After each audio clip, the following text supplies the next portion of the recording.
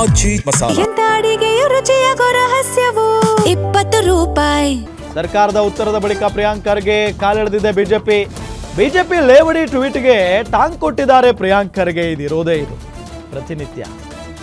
ಅವರೇನಾದ್ರು ಅಂದ್ರೆ ಪ್ರಿಯಾಂಕ್ ಖರ್ಗೆ ಅವರು ಸುಮ್ಮನಿರಲ್ಲ, ಇವರೇನಾದ್ರು ಅಂದ್ರೆ RSSನವರು ಬಿಜೆಪಿಯವರು ಸುಮ್ಮನಿರಲ್ಲ. ಹಿಂಗೆ ಅಸ್ತಿತ್ವ ಇರದಿದ್ರೆ ಅದರ ಬಗ್ಗೆ ಉತ್ತರ ಕೊಡೋದಕ್ಕೆ ಸಾಧ್ಯವೂ ಇಲ್ಲ. ಇದು ಸಾಮಾನ್ಯ ಜ್ಞಾನ ಅಂತ ಬಿಜೆಪಿಗೆ ಟಾಂಗ್ ಕೊಟ್ಟಿದ್ದಾರೆ ಪ್ರಿಯಾಂಕ್ ಖರ್ಗೆ. ನೋಂದಣಿ ಇಲ್ಲದ RSS ವಿರುದ್ಧ ಕೇಸ್ ದಾಖಲಿಸೋದಕ್ಕೆ ಸಾಧ್ಯ ಇಲ್ಲ. ಯಾವುದೇ ಕೃತ್ಯಗಳಿಗೆ ವ್ಯಕ್ತಿಗತವಾಗಿ ಪ್ರಕರಣ ದಾಖಲಿಸಬೇಕಾಗುತ್ತೆ. ನೋಂದಣಿ ಇಲ್ಲದ ಸಂಸ್ಥೆ ಮೇಲೆ ಕೇಸ್ ದಾಖಲಿಸೋದಕ್ಕೆ ಬರಲ್ಲ. ಯಾಕಂದ್ರೆ RSS ಅಧಿಕೃತ ಸಂಸ್ಥೆಯೇ ಅಲ್ಲ. ಬಿಜೆಪಿ ವಿರುದ್ಧ ಮತ್ತೆ ಗುಡುಗಿದ್ದಾರೆ ಗೃಹ ಸಚಿವ ಪ್ರಿಯಾಂಕ್ ಖರ್ಗೆ. ಸರ್ಕಾರದ ಉತ್ತರದ ಬಳಿಕ ಪ್ರಿಯಾಂಕ್ ಖರ್ಗೆ ಅವರ ಕಾಲೆಳೆಯುವಂಥ ಕೆಲಸವನ್ನ ಬಿಜೆಪಿ ಮಾಡ್ತು. ಬಿಜೆಪಿ ಲೇವಡಿ ಮಾಡಿದ ನಂತರ ಅದಕ್ಕೆ ಪ್ರಿಯಾಂಕ್ ಖರ್ಗೆ ಟಾಂಗ್ ಕೊಟ್ಟಿದ್ದಾರೆ. ಅಸ್ತಿತ್ವದಲ್ಲೇ ಇಲ್ಲದವರ ಬಗ್ಗೆ ಪ್ರಶ್ನೆ ಕೇಳಿದ್ರೆ ಇಲ್ಲ ಅನ್ನೋದೇ ಉತ್ತರ. ನೋಂದಣಿ ಇರದಿದ್ರೆ ಕಾನೂನುಬದ್ಧ ಅಸ್ತಿತ್ವವೇ ಇರಲ್ಲ, ಈ ರೀತಿಯಾಗೆಲ್ಲ ಹೇಳಿದ್ದಾರೆ.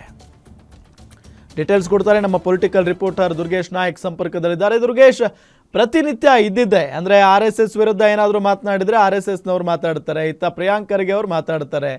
ಇವತ್ತು ಎಲ್ಲೊಂದು ಕಡೆ RSSನ ವಿರುದ್ಧ ಯಾವುದೇ ರೀತಿಯಾದಂಥ ದೂರು ದಾಖಲಾಗಿಲ್ಲ ಅನ್ನೋದಕ್ಕೂ ಕೂಡ ಪರ ವಿರೋಧ ನಡೀತಾ ಇದೆ. ಡೀಟೇಲ್ಸ್ ಕೊಡ್ತಾ ಹೋಗೋದಾದ್ರೆ.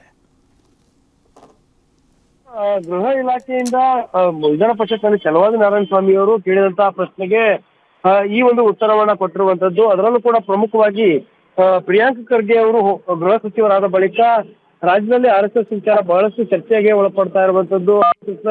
ನೋಂದಣಿ ವಿಚಾರ, ಕಾರ್ಯಚಟುವಟಿಕೆಗಳಿಗೆ ಬ್ರೇಕ್ ಹಾಕ್ಬೇಕು ಅನ್ನುವಂತ ವಿಚಾರ, ಮತ್ತೆ ರಾಜ್ಯ ಸರ್ಕಾರವು ಕೂಡ ಒಂದಿಷ್ಟು ಮಸೂದೆಯನ್ನ ಹೊಸದಾಗಿ ತರೋದಕ್ಕೆ ಮುಂದಾಗ್ತಾ ಇರುವಂತದ್ದು. ಈ ನಿಟ್ಟಿನಲ್ಲಿ ರಾಜ್ಯದಲ್ಲಿ RSS ಕಾರ್ಯಚಟುವಟಿಕೆಗಳಿಂದ ಪಥಸಂಚಲನದಿಂದ ಯಾವ್ದಾದ್ರು ಅಹಿತಕರ ಘಟನೆ ನಡೆದಿದೆಯಾ ಅನ್ನುವ ನಿಟ್ಟಿನಲ್ಲಿ ಛಲವಾದಿ ನಾರಾಯಣ ಸ್ವಾಮಿ ಅವರು ಗೃಹ ಸಚಿವರಂತ ಪ್ರಿಯಾಂಕ್ ಖರ್ಗೆ ಅವರಿಗೆ ಪ್ರಶ್ನೆಯನ್ನ ಕೇಳಿರ್ತಾರೆ.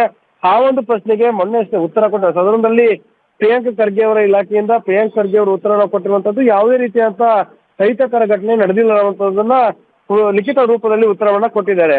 ಒಂದು ಕಡೆ ಈ ಒಂದು ಉತ್ತರಕ್ಕೆ ಸಾಕಷ್ಟು ಸೋಷಿಯಲ್ ಮೀಡಿಯಾದಲ್ಲಿ ವೈರಲ್ ಆಗ್ತಿರುವಂತದ್ದು, ಮತ್ತೆ ಬಿಜೆಪಿಯು ಕೂಡ ಈ ಒಂದು ವಿಚಾರವನ್ನ ಪ್ರಸ್ತಾಪ ಮಾಡಿ ಪ್ರಿಯಾಂಕ್ ಖರ್ಗೆ ಅವರಿಗೆ ಕೌಂಟರ್ ಕೊಡುವಂತ ಕೆಲಸವನ್ನ ಮಾಡಿದೆ.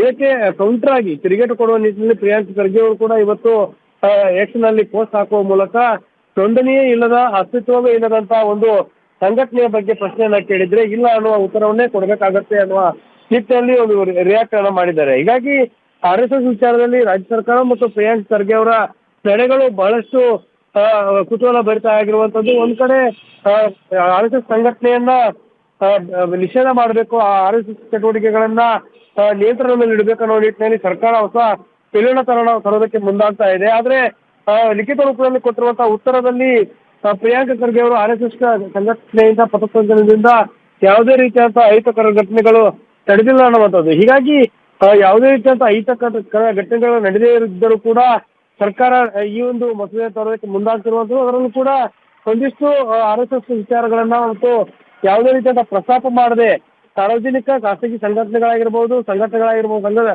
ಸಂಸ್ಥೆಗಳ ಹೆಸರಿನಲ್ಲಿ ಹೊಸ ಬಿಲ್ ತರೋದಕ್ಕೆ ಮುಂದಾಗ್ತಿದ್ರು ಕೂಡ ಇದು ಪರೋಕ್ಷವಾಗಿ RSS ನಿಯಂತ್ರಣಕ್ಕೆ ಮುಂದಾಗ್ತಿದೆ ಅನ್ನುವಂಥದ್ದು ಚರ್ಚೆಯಲ್ಲಿದೆ. ಹೀಗಾಗಿ ಬಹಳ ಚರ್ಚೆಗೆ ಒಳಪಡ್ತಾ ಇರುವಂತದ್ದು ಪ್ರಿಯಾಂಕ್ ಖರ್ಗೆ ಅವರ ಈ ಒಂದು ಉತ್ತರ.